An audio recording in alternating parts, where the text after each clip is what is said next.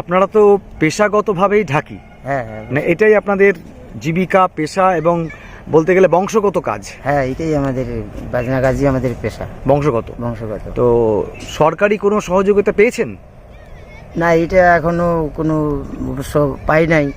তো আমাদের যারা যারা ঢাক বাজায় তাদেরকে যদি এই একটা সহযোগিতা যদি মানে হয়ে যায়, করে দেয়, তাহলে তো সব ভালোই হয়। মানে সরকারি ভাতার কথা বলছেন? হ্যাঁ, যদি যারা যারা বয়স্ক হোক বা 45 বছরের উপরে যারা আছে, যারা ঢাক বাজায়, ভালো ঢাকি, তাদেরকে একটা যাতে একটা ভাতা যাতে পায়, সবাই যাতে পায়, এইটুকুনি আমার বক্তব্য। আচ্ছা, এরকম তো অনেক ঢাকি আছে এই এলাকায়, এই দাসপাড়া এলাকায়, যে যারা এখনো আগে ঢাক বাজাতেন, এখন তো বয়সের জন্য ঢাক বাজাতে পারছেন না।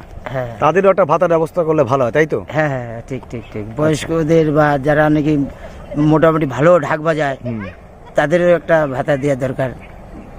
ঢাক তো সবাই বাজায়, কিন্তু ঢাকের বাদ্যর উপরে তো মেন নির্ভর করবে। আপনি তো প্রায় 27-28 বছর ধরে ঢাক বাজাচ্ছেন বললেন।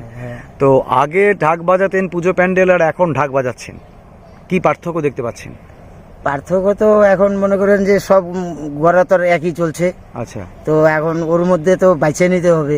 আচ্ছা, যে তোমার আদতে পুরানা ঢাকি কে ভালো বাজাচ্ছে, কে খারাপ বাজাচ্ছে, এইটা দেখে নিয়ে আপনারা একটা করবেন, করে নিয়ে যদি তোমার সরকার থেকে যদি সবাইকে কিছু এইটা মানে মনে করেন যে কিছু কিছু ক্লাবে মনে করেন যে ডিজে ঠিজে এইসব করতেছে, হয়তো দেখা গেল ঢাকি নিচ্ছে বা নিয়ে না, সেরকম ঢাকি না নিলেও ডিজে বক্স বাজছে। হ্যাঁ, কিন্তু আমি চাই যে কম বেশি ঢাকটা হলো মেন পূজায়। হ্যাঁ, পূজার ঢাকটা লাগে, পূজার ঢাকটা লাগে। আচ্ছা, আর দুর্গা পূজার আরেকটা বিষয় ছিল যে আরতি, মায়ের মূর্তির সামনে দাঁড়িয়ে আরতি হতো, তাই তো?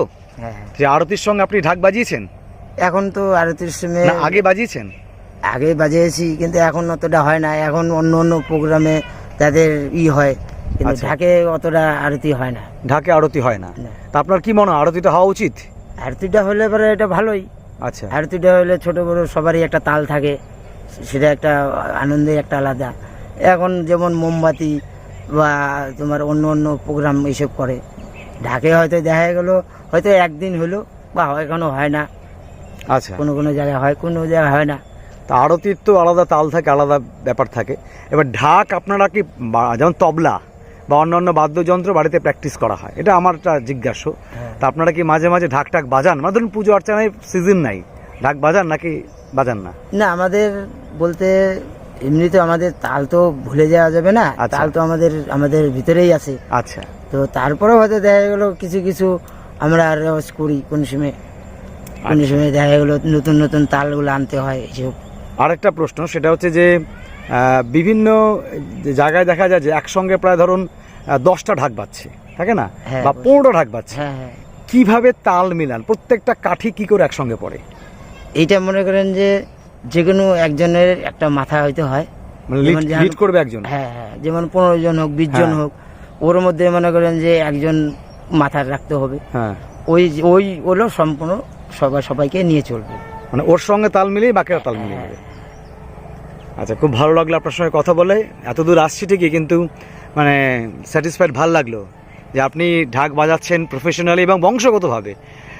আশা করি আপনি আরও ভালো করে বিভিন্ন জায়গা থেকে বায়না পান, প্রচুর বায়না পান, সকলের কাছে আপনি পৌঁছে যান, এই শুভকামনা থাকলো। শুভ শারদীয়া আপনাকে। নমস্কার। ঠিক আছে, নমস্কার।